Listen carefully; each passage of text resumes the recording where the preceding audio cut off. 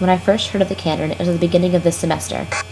I immediately searched my brain for where it might have been mentioned, but came up with nothing. When I discussed my assignment with my friends, I found myself having to explain to them what a canon was. I find the American literary canon to be complicated to explain because there's no official way for a book to get into it. But once you grasp the understanding of the literary canon, it becomes helpful. Through the ever-changing canon, a reader can set up a type of timeline.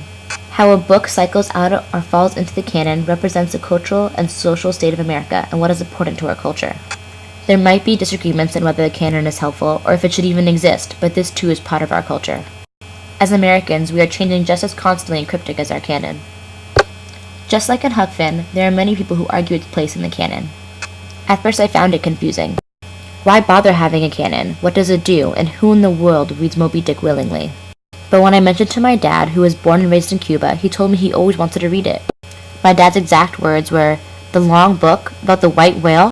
I was surprised because my dad does not enjoy reading and he didn't go on to college, but he knew about Moby Dick.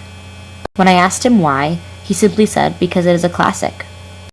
That is when the lightning struck. Without knowing, my dad referenced the American literary canon. It gives us an outline of our history through fiction or other genres of novels, and it keeps it interesting. They create some type of milestone. The reason why people may stray away from them or find them useless may be because it requires time.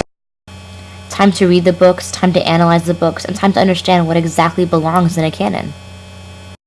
This is one factor that I believe is necessary to belong in a canon. I mentioned in one of my papers for the final notebook that to be in a canon, the book must be reread and analyzed because a canon-worthy book offers more than just the words on its page. I consider the canon to be more helpful to us because it gives people something to work off of, and may even lead people to go astray, and maybe define national identity in their own way. I wouldn't consider the literary canon something incredibly serious or detrimental, but it does work as a helpful guide for the present and doesn't have to remain the same forever.